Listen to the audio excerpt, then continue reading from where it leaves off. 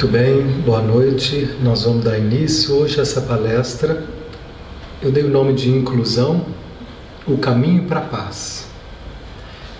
O título da palestra que a gente se baseou é a palestra número 164, que chama Outros Aspectos da Polaridade. Estava vendo hoje, difícil. Egoísmo. Você achou difícil?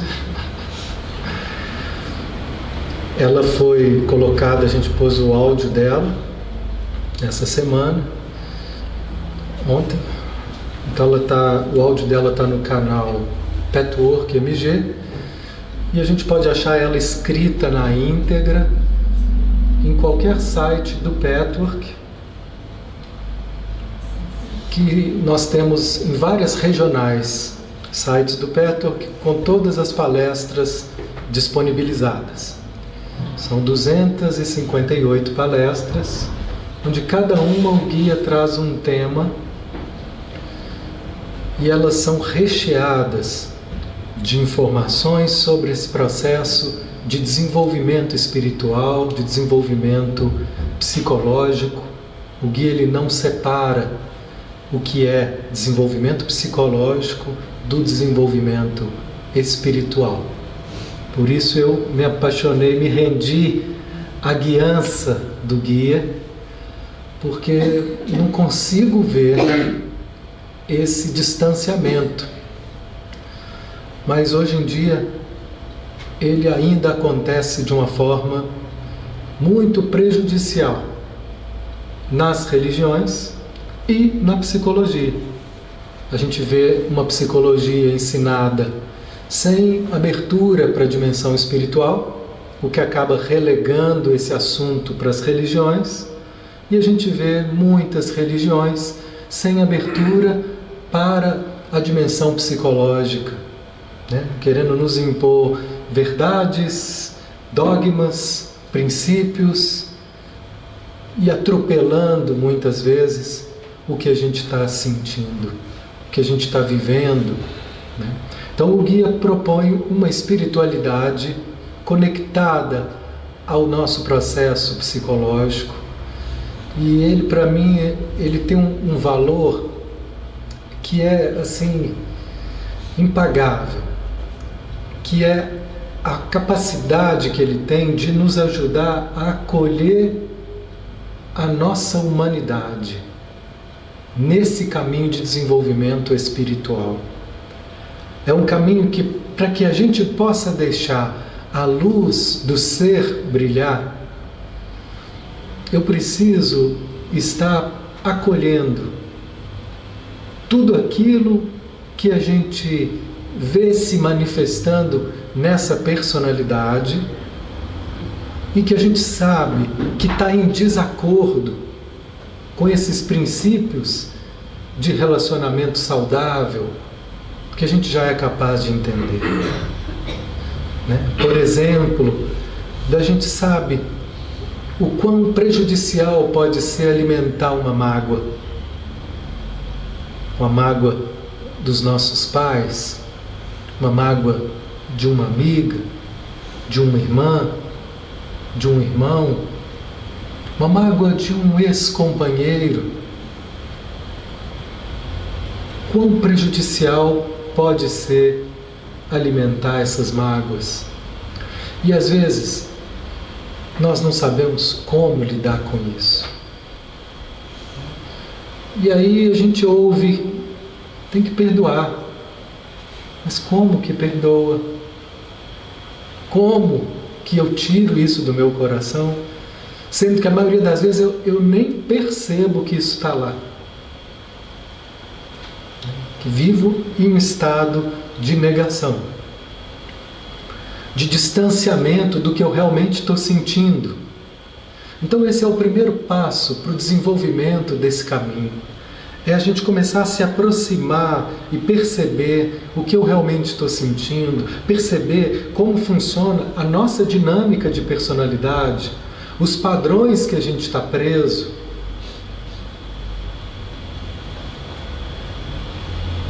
Porque a gente está tão acostumado a viver sob o domínio de um governo interno de padrões que a gente tomou como normal, que às vezes a gente não para questionar que isso não somos nós. Teve um momento que eu conversava com uma pessoa e ele me trazia uma fala que parecia não haver nenhum tipo de problema. Ele estava ali relatando só o quão estava tudo bem, o quão ele conseguiu fazer aquilo e estava conseguindo, e exaltando lições de moral que ele conseguiu extrair de situações. Então, a gente começou a pedir para ele um tempo para tudo aquilo que ele estava dizendo, porque a sensação que eu tinha é que aquilo estava vindo de um lugar tão mental, tão racional, tão cheio de controle, que eu pedi para ele um momento para sentir o que ele realmente estava sentindo ao relatar tudo aquilo. E a primeira manifestação dessa pausa, desse momento de silêncio, foi que ele começou a bocejar. Bocejar. Bocejar. Mas foram uns 20 bocejos. A maior parte do tempo foi bocejando. Aquilo tudo era as tensões, que ele não estava nem perto de tocar nelas, de falar delas, mas eram bocejos que estavam abrindo caminhos, liberando, soltando. E depois dessa multidão de bocejos passar, é como se a gente fosse se desarmando para poder ter acesso à nossa intimidade. Porque muitas vezes a gente vive com uma consciência tão exteriorizada, tão mecanizada, tão automatizada, que aí, se eu me pergunto como eu estou, eu olho, está tudo bem, mas é tão automático que eu realmente não vejo um problema. E não consigo sentir, porque eu estou tão distanciado. Reist foi um pesquisador que trabalhou muito com o corpo, foi muito incompreendido, um cara muito polêmico, e ele trouxe a ideia de que a gente vai desenvolvendo couraças energéticas, como se fossem armaduras mesmo. E nessas armaduras são defesas para que a gente não sinta. Então a gente vai aprendendo a ficar anestesiado, congelado, e às vezes não entende por que sente uma insatisfação, uma falta de sentido. Essa falta de sentido é o distanciamento do ser. A falta de sentido é quando a gente está em desarmonia conosco. Porque quando a gente está em contato conosco, em harmonia conosco, tudo tem sentido.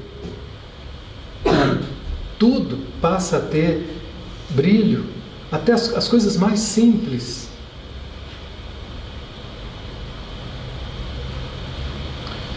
Então, depois dessa sequência de bocejos, onde ele foi se desarmando, e aí então ele trouxe: eu estou percebendo o tanto que eu me cobro, o tanto que eu me cobro, a ter que ser perfeito o tempo todo.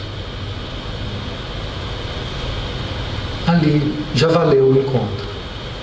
Então toda aquela imagem que ele estava gastando uma energia para sustentar, era uma imagem idealizada de perfeição que ele precisava acreditar para ver se ele gostava um pouquinho mais dele mesmo.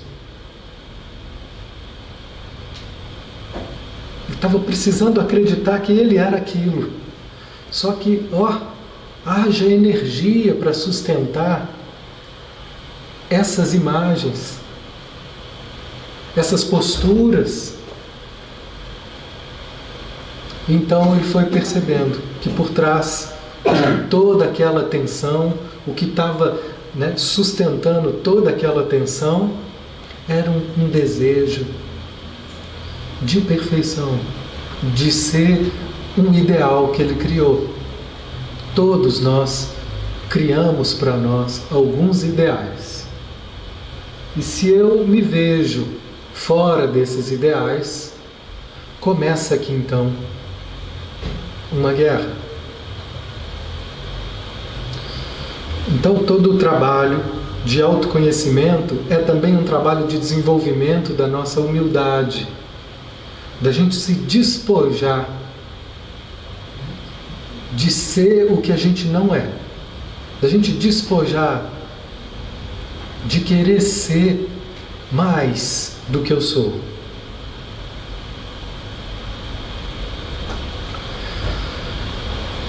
Eu trouxe o título dessa palestra, Inclusão, o caminho para a paz, porque em toda a obra do Gendre, o que ele vai trazer para nós é o quanto a gente cria exclusões e divisões na nossa forma de lidar com o mundo.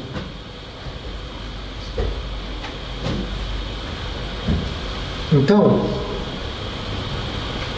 a gente não imagina que somos nós que criamos uma guerra cheia de conflitos, quando eu simplesmente estou preso a um desejo de querer ser esse ideal que eu criei. Quando eu me fixo nesses desejos ideais, eu vou estar excluindo tudo que não parecer com isso.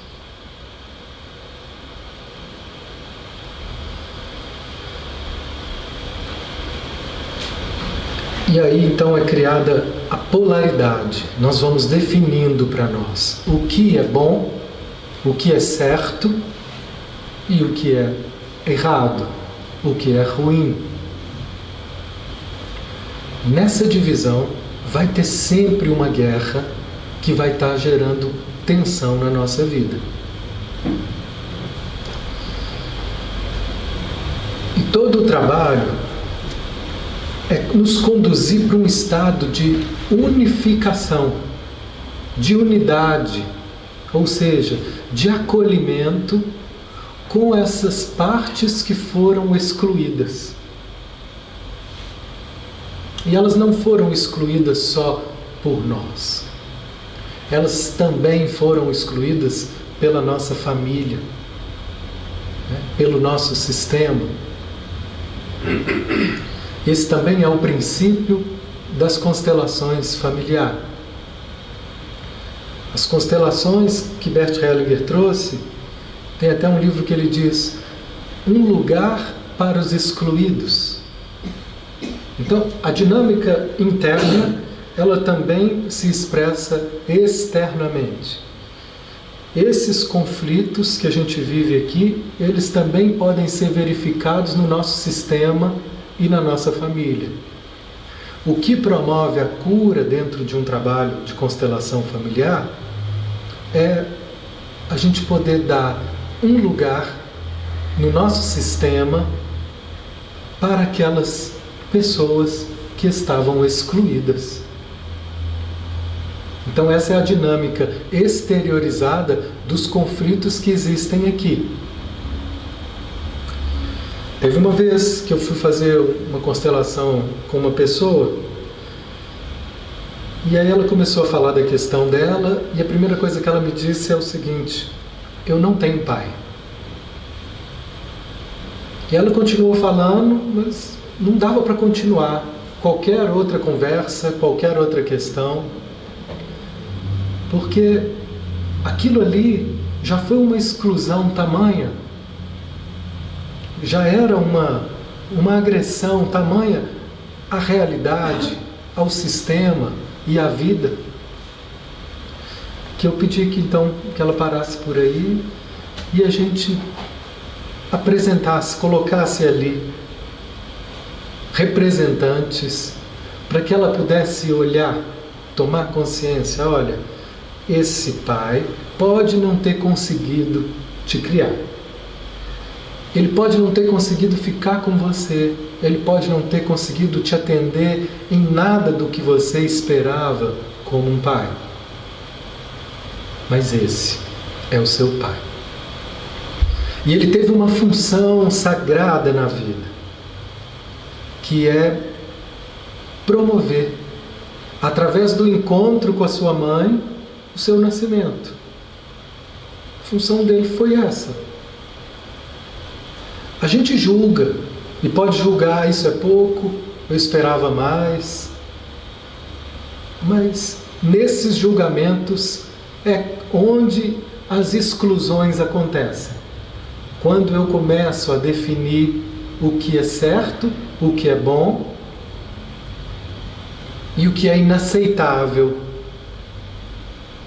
o que é ruim. E assim, por não estar atendendo às expectativas, a gente acaba excluindo com julgamentos, com negações. Então, em determinado momento, eu pedi que essa pessoa só olhasse para esse pai e reconhecesse: você é o meu pai. Eu sou sua filha.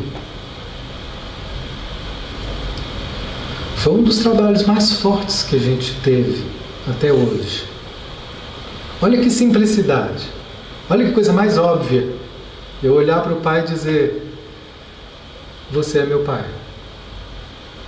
Eu sou sua filha. É muito óbvio. Mas era com isso que essa pessoa estava brigando. E o impacto desse encontro, dessas palavras, foi tão profundo, foi tão forte, né, que num primeiro momento essa pessoa se desorganizou completamente, para depois ela ir se refazendo numa nova ordem. E assim é conosco. Toda vez que a gente se aproxima de dimensões nossas que foram excluídas, nós vamos sentir isso como uma enorme ameaça. Isso vai gerar uma tensão e talvez uma inicial desorganização, para que depois, aos poucos, porque essa aceitação ela é gradativa, o maior engano que a gente pode ter é tomar por milagrosa qualquer tipo de terapia, constelação familiar, qualquer tipo de terapia. É só um movimento, é uma porta que se abre para que um caminho seja percorrido.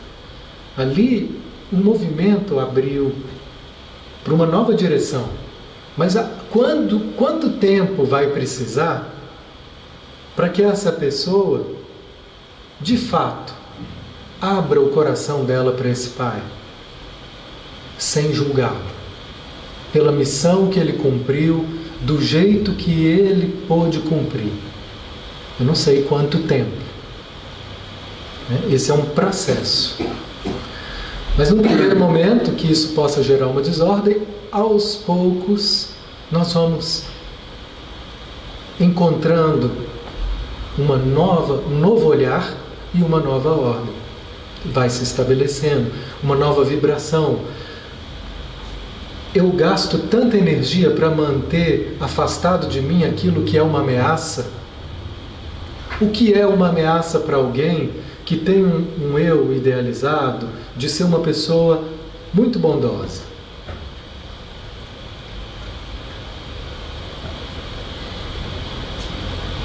É uma ameaça que alguém diga para ela: você me decepcionou. O que você falou? Você é má.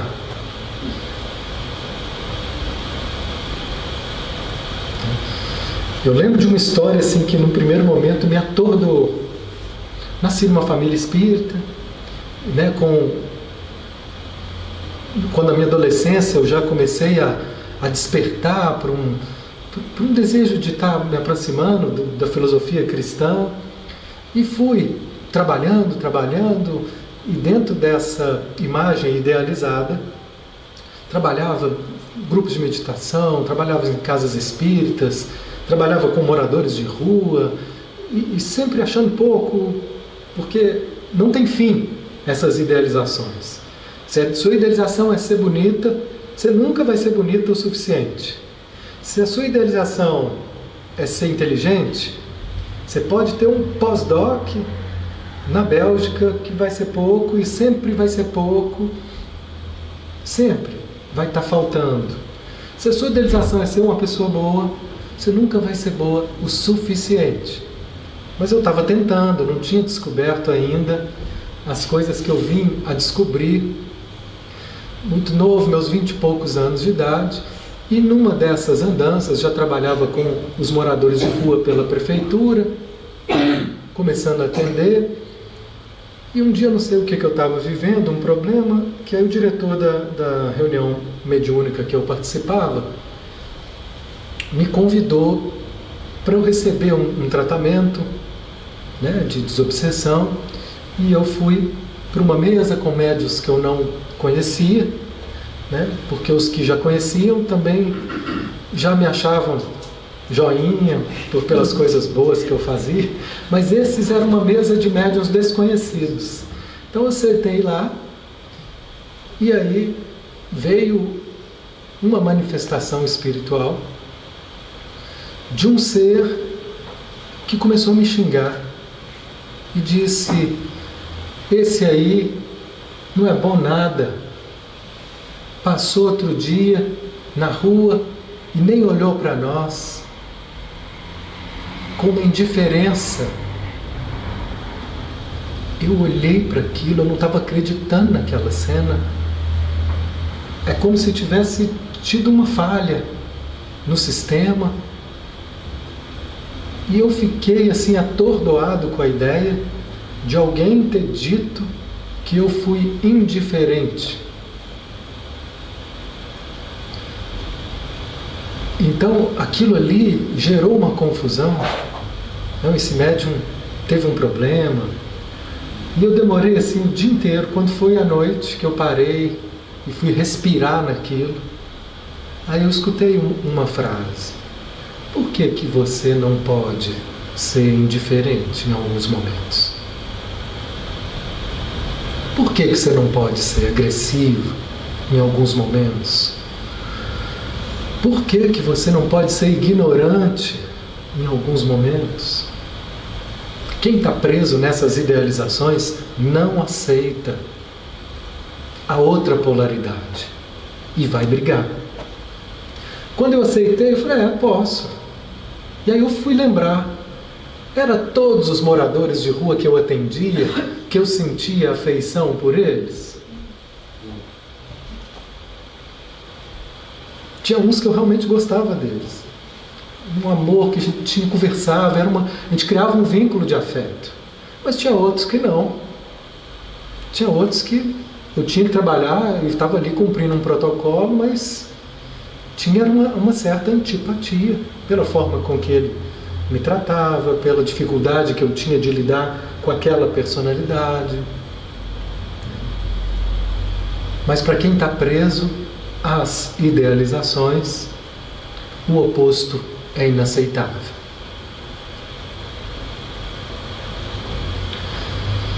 Então, essa confusão, ela era um sinal de saúde.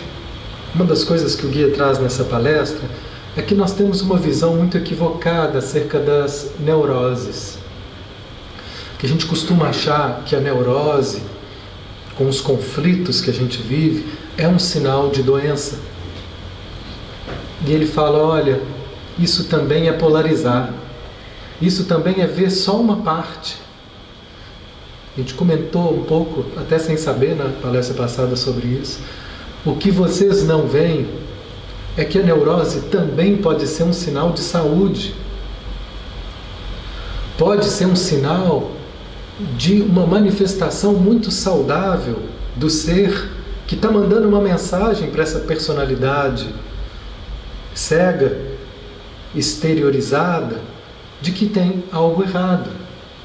Porque se não tivesse algo errado, eu não ia ficar tão incomodado quando eu fui chamado de indiferente. Quando há esse incômodo e quando há essas perturbações que a gente vive, é um sinal que o ser está dizendo, olha, algo aí precisa ser revisto. Porque quando eu estou em harmonia com o ser, quando eu estou de bem comigo, eu vou estar sentindo relaxado e em paz. Então, se não estamos relaxados e em paz, se a gente não vive num estado de relaxamento, se a maioria do tempo a gente vive tenso, em conflito, perturbado, né, é o sinal de saúde do ser dizendo para nós, está funcionando a sinalização, algo está distorcido, algo está errado, é preciso que você corrija a sua rota, é preciso que você reveja o seu olhar acerca de si mesmo.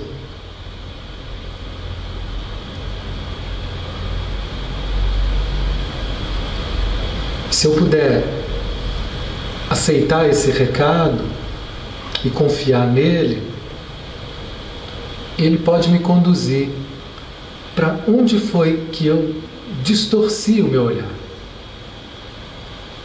Onde foi que algo se perdeu?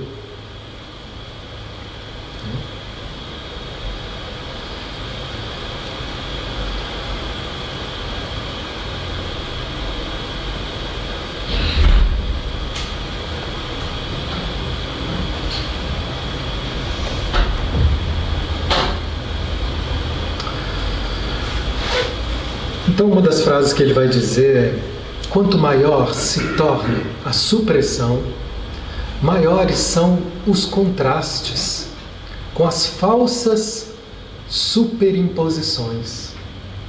Quanto maior eu me suprimir, quanto maior eu negar essas questões em mim, maior eu vou ter que criar uma personalidade falsa, e maior será a chance de um colapso. Um colapso para poder me dizer o que eu estou negando.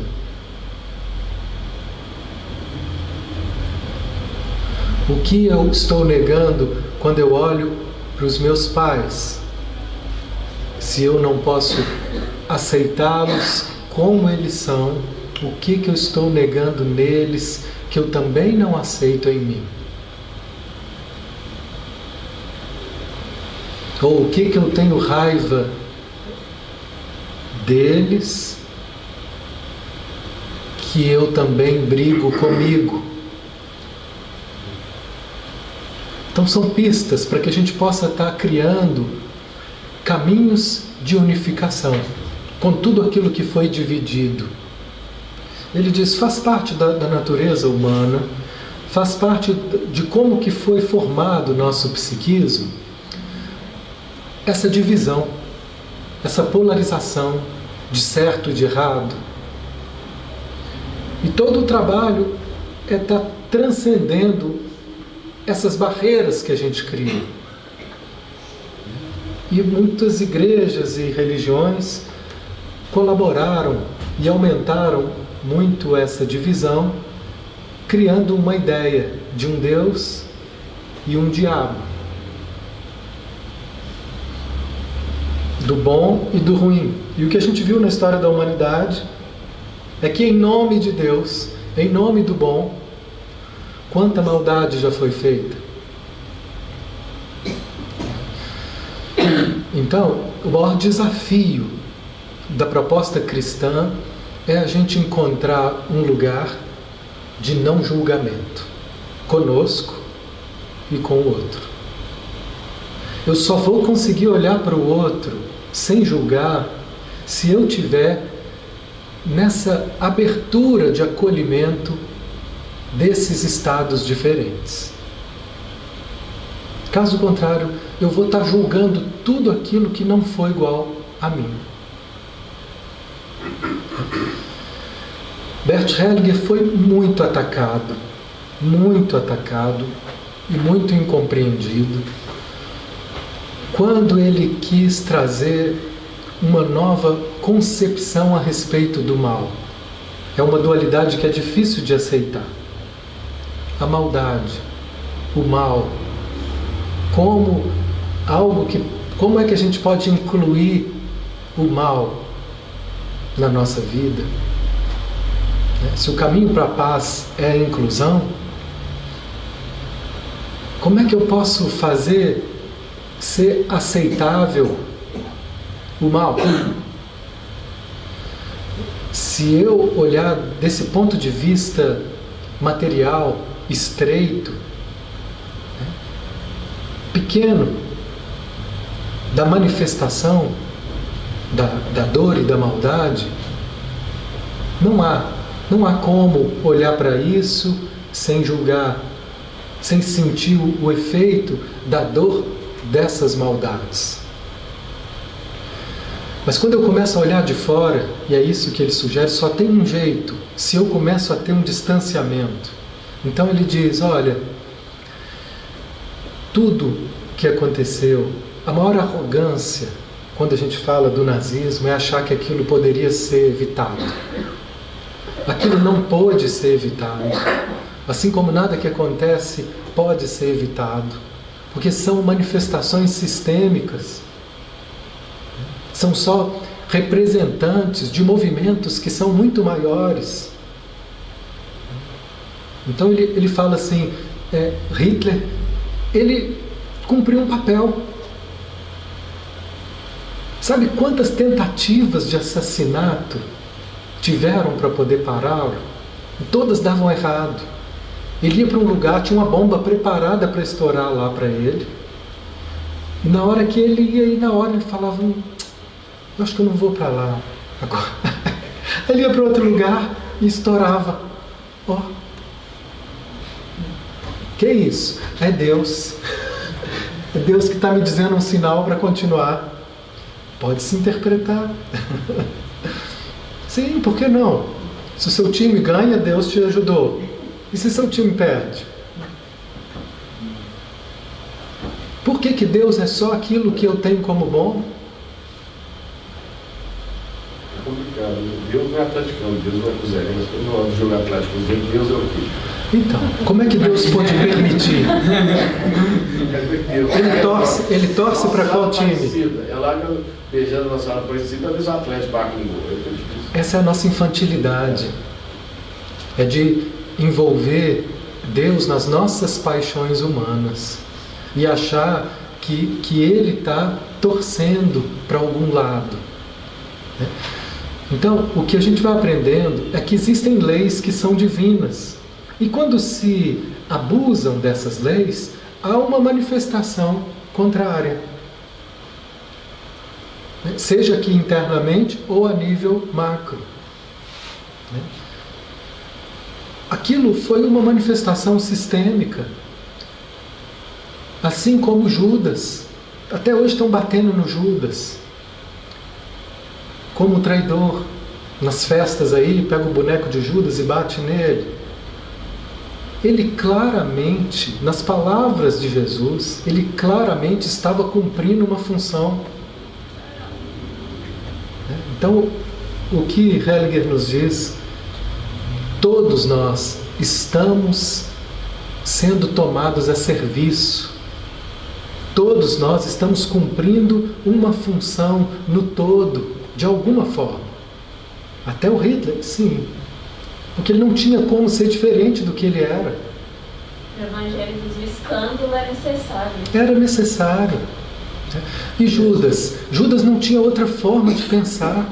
Ele achava que ele estava fazendo certo. Na inconsciência deles. Na inconsciência deles, era parte da missão deles trazer o escândalo. Na inconsciência de Judas, era parte da missão dele fazer aquilo. A ponto de Jesus olhar para ele e dizer: vai, faz depressa o que você tem que fazer. Aí ele olhou e falou: ai, então eu vou. Agora que eu vou mesmo. Que ele já estava pensando. Agora que eu vou mesmo. Porque aquilo era necessário. Então é difícil imaginar que tudo que acontece na nossa vida faz parte da nossa necessidade de viver, de aprender e de estar integrando algo. Tudo. E a questão é que a gente, quando se depara com isso, a gente briga.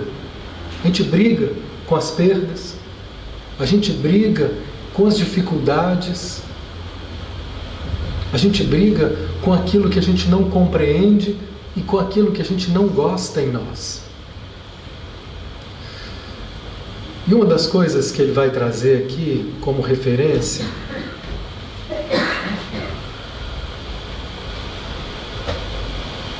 as tensões e as confusões do homem, bem como o seu sofrimento e o seu medo, são resultado desse estado dualístico da consciência, no qual tudo é dividido ao meio.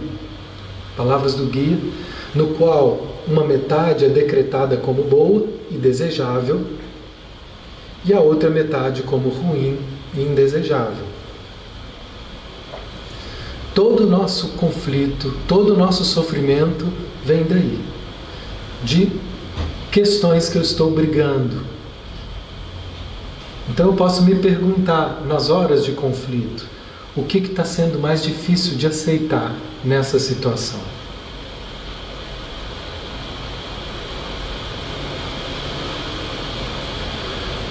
E aí pode ser que apareça essa polaridade que eu estou brigando com ela.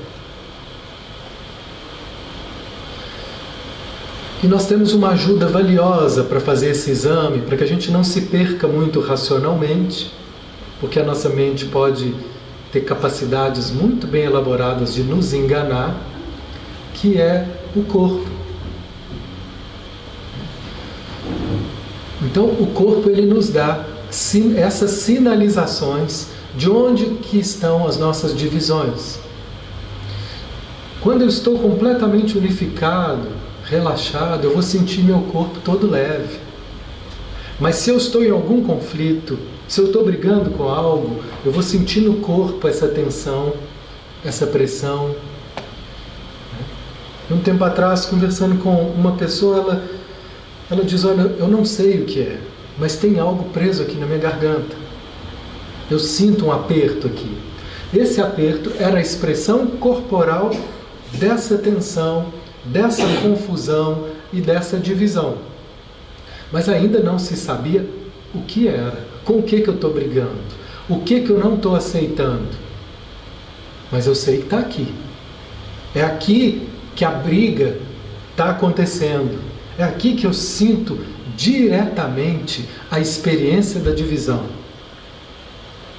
Então eu pedi espera, se aproxima disso um pouco e veja o que é.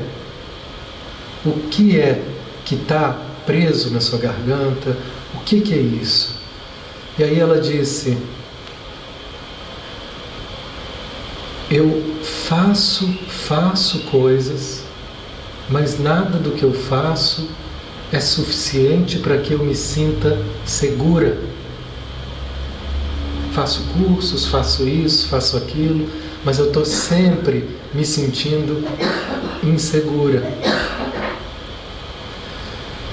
Só que essa não era uma constatação acolhedora de quem percebe esse aspecto e dá boas-vindas a ele. Ai, que bom que eu estou percebendo isso.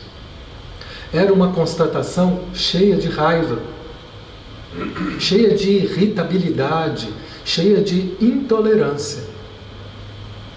E ela dizia: então, de uma forma muito irritada.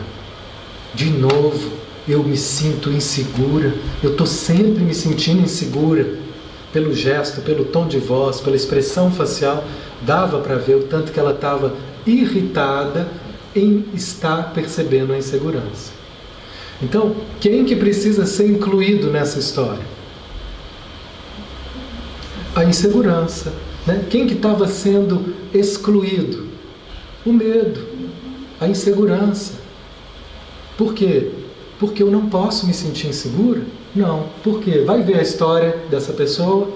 É uma história de uma família de mulheres muito poderosas, que aprenderam que tem que ser forte. Mulheres fortes não ficam se sentindo inseguras. É inaceitável. E é com isso que ela estava brigando. Então a primeira compreensão foi nisso, de ajudá-la a acolher a raiva que ela estava de se sentir insegura. Que raiva da minha insegurança. Eu não queria me sentir assim, mas eu estou me sentindo. Então, primeiro não era conseguir acolher a insegurança, era a raiva de estar insegura. Depois de acolher essa raiva, aí sim, eu posso olhar para essa insegurança e dizer: você também faz parte. Assim como faz parte aquele pai, essa mãe, essa insegurança faz parte. Esse ciúme faz parte. Faz parte porque eu sinto e eu não posso fazer nada para evitar isso ainda. E o que gera o transtorno é a briga que eu crio com isso. Contra isso.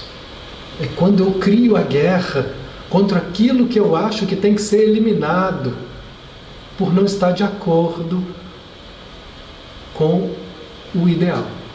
E se você tem dúvida em relação aos ideais que você cria e defende, sem saber, ou se isso não está tão claro, perceba uma pista boa, quais são os valores mais primordiais da minha família. No caso dessa moça, eram valores da família de mulheres fortes serem sempre seguras, firmes e decididas. Então, os nossos pais e o sistema familiar vai nos trazer essas pistas para que a gente perceba com o que a gente está lutando. Se os valores da sua família têm uma religiosidade muito grande, isso pode estar sendo sempre um fantasma, e algo com o qual ou eu luto para não ser igual, ou eu luto para ser esse ideal de mamãe, esse ideal de papai. O que papai esperava de mim? O que seu pai esperava de você? Veja se você corresponde, se você busca corresponder ao que a sua mãe esperava de você.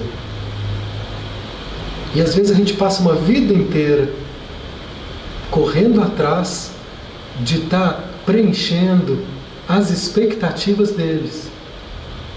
Por quê? Por amor. Um amor distorcido, um amor doentio, mas é um amor. E aqui ele vai trazer uma outra questão que é muito difícil para a gente incluir. Então essa moça, quando ela inclui a insegurança e diz, tem uma parte minha que não gosta de você, mas eu não posso evitar que você faça parte. Como se eu estivesse dialogando com essa insegurança. E ao dizer isso eu me desarmo, paro de lutar contra e nessa hora um alívio, uma leveza. Como é que eu sei que eu estou mudando? Essa é uma pergunta que Gendlin trouxe para a psicoterapia. Eugênio Gendlin, um filósofo humanista que trabalhou com Carl Rogers, e ele é que traz essa compreensão do corpo como um grande aliado para que a gente compreenda esse processo de transformação que o guia anuncia, né, que as religiões anunciam. E ele diz que o corpo, ele pode ser sempre uma referência para nós. A gente vai aprendendo a ter no corpo essa segurança. Então ele diz, olha, vocês vão perceber que sempre quando uma mudança acontece, junto com ela vai vir um sentimento de prazer e de alívio. Aí nas palavras aqui do guia, sempre que a gente unifica algo, nós vamos sentir prazer, relaxamento, bem-estar. Na linguagem de Bert Hellinger, sempre que alguém no nosso sistema é incluído, nessa hora nós vamos sentir um alívio, um bem-estar, um prazer, uma leveza enorme. Quem já viveu, experimentou isso, sabe como é.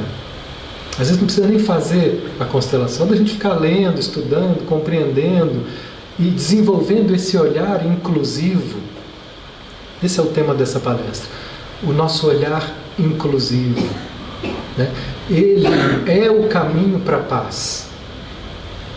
E quem nesse planeta tinha o maior olhar inclusivo, o olhar mais inclusivo de todos seres humanos que a gente tem notícia que passou por aqui, é o Mestre Jesus.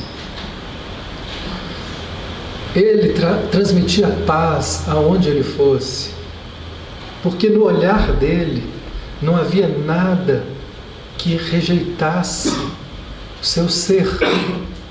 Por mais que tem passagens onde ele rejeita comportamentos falsos, reações automatizadas, quando ele olhava para o ser, ele incluía aquele ser com compaixão.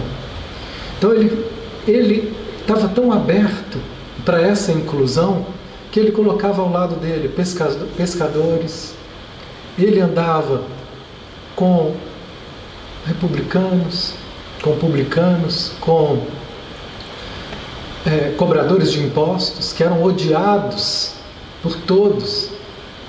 Ele olha para ele, meu xará, Mateus, cobrando impostos, gente. Vocês imaginam o ódio que se tinha de pessoas como essa? Judeus trabalhando para romanos para cobrar impostos do povo judeu. E esse, Jesus olhava, vem comigo. E ele, tomado por aquele olhar de amor, deixa tudo para trás e vai. Porque ele nunca tinha visto nada que o tocasse daquela forma. É claro que Mateus já era uma alma muito sensível. Ele já tinha dentro dele ali 1000 questionamentos, 1000 insatisfações, já tinha uma busca. Não foi do nada. Mas aquele foi o passo final. E ele se levanta e vai. Uma força extraordinária de um olhar que inclui. E quando ele entra no meio dos apóstolos, eles todos olham para ele, porque os seguidores de Jesus não tinham esse olhar. A gente vê no Evangelho várias citações das brigas entre eles, deles falando mal das mulheres, deles competindo uns com os outros. Eles foram aprendendo com o Mestre a esse olhar. E com essas lições, onde ele pegava e punha lá. Quando ele chegou, todo mundo, sabe aquele espanta-bolinho? Mateus chegou, eu fico imaginando. Mateus chegou, gente, vai andar conosco. E todo mundo, espanta. Que isso? Espalha bolinho. Esse não, até eu, mestre, tem certeza? Jesus. Aí chegava depois, ele chamava uma mulher. Gente, aquilo para a época. Ele está andando com a mulher, ele está falando com a mulher no poço. Era absurdo. Ele incluía uma mulher. A mulher, ela era um ser abaixo. Que ela tinha um lugar que era abaixo. Ele trouxe ela para um lugar. E assim era. Nesse olhar de inclusão foi passada a maior mensagem do Evangelho. E aqui nós temos o maior desafio que o guia traz nessa palestra. Primeiro mais um slide que diz assim: a tensão é inevitável quando se estiver dentro da ilusão de que sempre há novas coisas contra as quais lutar. Então aqui nós somos convidados a olhar para uma filosofia de vida que tem muito a ver com a sabedoria oriental, com o Zen, né? com o Tai Chi, que é não criar resistência, quando ele não resistais ao mal, não cria luta. Ah, mas eles querem acabar comigo, né? Mas olha, faça a sua parte, mas não queira acabar com ele, né? Não se iguale nessa vibração destrutiva. E esse é o grande desafio, porque ele diz, né, o que você toma como ruim nem sempre é o pior, né? A ponto dele conseguir olhar para a vida e para a morte como algo aceitável, suportável e vivível. Aqui, a morte para nós é inaceitável. É como se não fosse existir vida, como se não existisse beleza na morte. A gente briga com a morte, a gente briga com a dor, a gente briga com tudo aquilo que está em desacordo. Eu lembro de uma história muito forte que me marcou. Eu tive um irmão, tem um irmão, mas ele não transita mais nesse plano. Ele teve um câncer no cerebelo e aos 8 anos de idade ele já estava assim, se despedindo na cama, carequinha. E eu acho que eu já contei essa história. E é uma história que ficou marcada na minha família. Uma prima minha que tinha, né, esse trabalho com a cura nas mãos, tinha uma ideia de que as mãos poderiam curar. E ele estava deitadinho na cama e ela foi sozinha até a cama dele. E aí ela impôs a mão junto a ele, nessa intenção de cura. Ele já tinha feito uma cirurgia que não tinha sido bem sucedida. A gente tinha levado em alguns centros espíritas e os médiuns olhavam para ele e falavam: esse menino não tem nada, não tem nada, não tem nada que a gente possa ver, que a gente possa fazer. Então ela impõe as mãos sobre ele e começa a rezar, pedindo a força e a cura, usando da energia dela naquilo que ela achava que era o ideal e o melhor. Ninguém pode pensar diferente, né? Ai, Senhor, né? Livrai do mal. E nisso, ele com 8 anos, segura a mão dela, baixa a mão dela e diz assim: faz esse sinal. E volta a fechar os olhos. Ela sentiu toda arrepiada. Ela entendeu a mensagem que o ser daquele menino enviou para ela. Não queira me tirar do meu destino. Não queira distorcer o destino dessa família, ter que passar por isso. Na hora ela se recolheu, meio sem graça, assustada, mas a alma dela também entendeu. E ela saiu. E assim ele cumpriu o destino, né? E veio a falecer no mesmo ano. Foi algo muito doloroso, mas que trouxe uma marca para toda a família, mas que também trouxe, né, a necessidade de um aprendizado, né? A gente, quando muito cedo passa por algumas dores, isso também já começa a forjar a nossa personalidade para determinados caminhos, né, que eu tenho certeza que nos afetou. Você tinha quantos anos? Eu tinha 12 anos, ele era meu companheiro de quarto. Então teve uma influência. Eu não sei se eu estaria fazendo o que eu faço hoje se isso não tivesse acontecido dessa forma. Não sei. Então é nesse sentido que a gente vai se abstendo do julgamento para poder acolher aquilo que não pode ser evitado como uma vontade divina e sempre construtiva. Para finalizar, o que faz com que a gente brigue com essa vontade divina, com a vida e conosco, é o nosso egoísmo doentio, a nossa visão egóica de querer para mim aquilo que eu tenho como certo.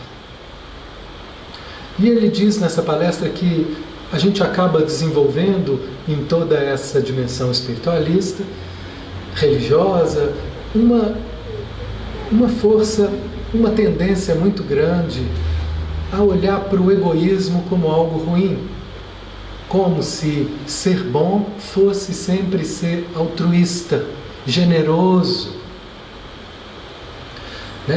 Quem traz então essa questão religiosa mais forte, seja dentro do catolicismo, aí vai ver ali alguns exemplos de pessoas que se doaram completamente. No espiritismo, eu cresci olhando maravilhado para Chico Xavier, que foi uma pessoa que abriu mão de tudo para se doar completamente na missão que ele veio destinado. E começa a se achar que esse é o certo para todos. E começa às vezes a se impor um tipo de altruísmo, um tipo de personalidade disponível que não é verdadeira, que é um falso altruísmo, fica forçado. Quando a pessoa está no falso altruísmo, ela quer te ajudar e você não fica à vontade com aquela ajuda, é forçado, porque ela está invadindo, ela quer sempre algo com aquilo, nem que seja se sentir melhor por estar sendo boa, fica forçado. E para essas pessoas, ou para os momentos em que a gente se vê se forçando a ser altruísta, se forçando a ser uma pessoa boa, nós vamos ter muita dificuldade de aceitar o egoísmo saudável. Foi uma outra forma dele falar de amor próprio. Mas ele usou essa palavra de propósito para dizer: é importante que a gente seja, em alguma dimensão, egoísta. Existe um lado saudável da gente defender os nossos interesses. Só que os interesses aí não é do ego, que quer esses prazeres imediatos, mas é o interesse do ser que eu sou, de se ver como um ser divino, e que diz: como ser divino, eu tenho a capacidade de exercer o direito de atender às necessidades desse ser. E se eu não fizer isso, eu vou estar criando um caminho destrutivo, em nome da caridade, em nome de ser bom, em nome de ter que ajudar os outros. Eu crio toda uma distorção e vai gerar uma infelicidade. Porque o Chico, ele estava num nível de evolução e de capacidade de doação que ele conseguia fazer aquela doação e se sentir leve com toda aquela entrega. Mas nós temos limites para essas entregas. Nós temos limites para poder ajudar. Se a gente não respeitar esses limites para poder atender também a necessidade desse ser que às vezes não é de ajudar. Conheci uma pessoa que ela se envolveu no relacionamento e esse relacionamento ele já veio com um pacote que é a outra pessoa e um filhinho. Tem pacotes, todo relacionamento tem pacote. É o sogro, é o cunhado, é a sogra e às vezes vem o brinde, é o filhinho de um outro relacionamento. Esse pacote chegou, então ela já chega no relacionamento, mas é um relacionamento muito rico, muito satisfatório, que ela comprou, se envolveu e entrou de cabeça. E assim foram se passando os meses. De repente, quando ela viu, ela não tem mais vida. É ela cuidar da relação e do filhinho do outro. Ela assumiu para si esse ideal de ter que dar conta E tudo aquilo que ela pensa, mas eu precisava fazer uma academia. Nossa, mas que egoísmo, hein? Fulano lá precisando de você, o filhinho, menininha desse tamanhozinho, e você pensando em academia? Malhar? Olha, você... eu queria fazer uma aula de música. Jura? Mas você não vai ajudar na mensalidade da menina? E nessa foi se negligenciando, até o momento que ela se deu conta o quanto que a vida dela estava perdendo o sentido, estava ficando insatisfeita. Não é que eu não posso ajudar, mas que tem um limite para que eu possa ajudar.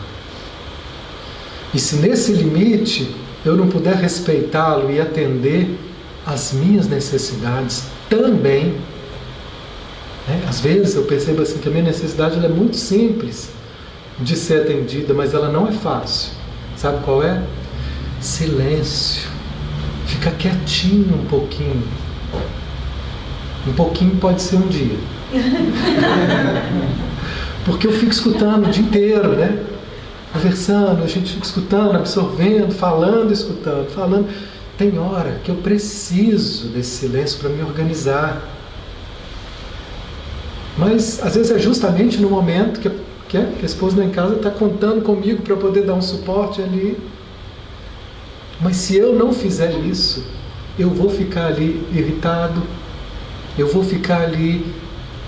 Se eu não fizer isso também, se eu também não tiver esse momento de silêncio, vai dar ruim. Porque eu vou me vingar inconscientemente de estar me doando mais do que eu quero verdadeiramente me doar. Então nós também precisamos aprender a incluir o egoísmo saudável para que a gente possa estar em harmonia nesse caminho.